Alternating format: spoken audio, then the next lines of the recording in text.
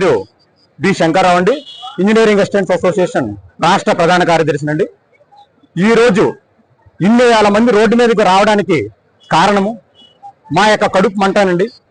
భవిష్యత్తు లేదు అనే భావనే మమ్మల్ని ఈరోజు ఇలా రోడ్డు పైకి తీసుకొచ్చిందండి.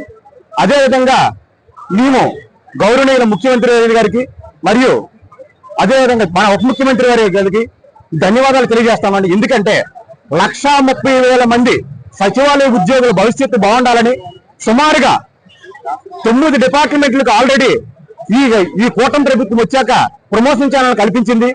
అదేవిధంగా తదుపరి క్యాడర్లు కూడా ప్రమోషన్ పొందారు. ఇక్కడ మాకు జరిగిన నష్టం ఏంటంటే ఇంతమంది ఉన్నప్పటికి కూడా ఇంజనీరింగ్ అసిస్టెంట్ అయిన ఇంజనీరింగ్ మాత్రం ప్రమోషన్ ఛానల్ లేదండి. అందువల్ల ఈ రోజు ఈ కార్యాచరణని రూపొందించడం జరిగింది అని ప్రభుత్వానికి పెద్దలకు తెలియజేస్తున్నామండి.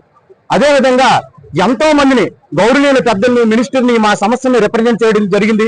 అదేవిధంగా జిఎస్డబ్ల్యూ డైరెక్టర్ గారు అన్ని డిపార్ట్మెంట్లు మేము ఏ డిపార్ట్మెంట్ లో వర్క్ చేస్తున్నామో అన్ని డిపార్ట్మెంట్ల పెద్దలను కూడా పిలిపించి ఇలా ప్రమోషన్ ఛానల్ ఇప్పించండి అని చెప్పినప్పటికీ కూడా పంచాయతీరాజ్ ఇంజనీరింగ్ డిపార్ట్మెంట్ ఏదైతే నోడల్ ఆఫీసర్ ఈఎన్సీ గారు ఉన్నారో ఆయన మాత్రం కాసింత చలనం కూడా లేకుండా ఈ 9,000 మంది ఇంజనీర్స్ యొక్క భవిష్యత్తు గురించి ఆలోచించకుండా చూస్తున్నారండి. ఏ రోజు కలిసినా ఏ రోజు మేము ప్రమోషన్ ఛానల్ గురించి మాట్లాడినా అంతా మీ భవిష్యత్తే.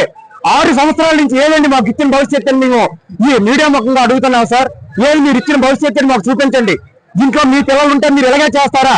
ఇన్ని వేల మంది భవిష్యత్తుని ఇలాగే ప్రశ్నార్థకంగా ఉంచుతారా అని మేము మీడియా ముఖంగా తెలియజేస్తున్నామండి. ప్రధాన డిమాండ్ మేము ఒకటే చెప్తున్నామండి. 1 డిపార్ట్మెంట్ ఒక ఇంజనీరింగ్ అసిస్టెంట్ అనేది మా ప్రధాన డిమాండ్. అసలు ఎందుకు 1 డిపార్ట్మెంట్ ఒక ఇంజనీరింగ్ అసిస్టెంట్ నినాదం వచ్చిందంటే ఈ గ్రామ సచివాలయంలో ఉన్న ఇంజనీరింగ్ అసిస్టెంట్స్ సుమారు 9 ఇంజనీరింగ్ డిపార్ట్మెంట్ లో పనిచేస్తున్నారండి. నేనే ఉన్నాను.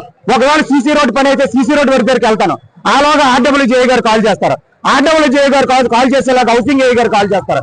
హౌసింగ్ ఏ గారు కాల్ చేసేలాగా నాడినేడి అప్పట్లో నాడినేడి గారు అలా నెంబర్ ఆఫ్ ఇంజనీర్స్ కాల్ చేస్తే మేము ఎక్కడ పని చేయాలి? మేము ఏ విధమైన నాణ్యత ఇవ్వాలి? భవిష్యత్తులో మేము ఇంజనీర్ ఎలా అనిపించుకుంటాం? మాకు వచ్చిన రికవరీస్ ఎవరు కడతారు? హౌసింగ్ ఈ రోజు కార్యక్రమం జరుగుతుంది. అక్కడ నెంబర్ ఆఫ్ హౌసింగ్ పేదలకు బిల్లు పెట్టాలి. ఈలోగా అక్కడ సీసీ రోడ్ పల్లి పండుగను ప్రతిష్టాత్మకంగా మన గవర్నమెంట్ తెచ్చింది. అటువంటిప్పుడు కూడా మేము ఏం చెప్పామంటే ఈ పల్లి పండుగ కార్యక్రమం జరిగినప్పుడు కూడా మాకు ఇవ్వండి సార్, కొంచెం ఓన్లీ ఇంజనీరింగ్ చూసేటట్టు చూడండి అని అడిగాం. అయినప్పటికీ కూడా ఏ రోజు కూడా ఇంజనీరింగ్ డిపార్ట్మెంట్ కనీసం ఏజెన్సీ గారు పట్టించుకోలేదు.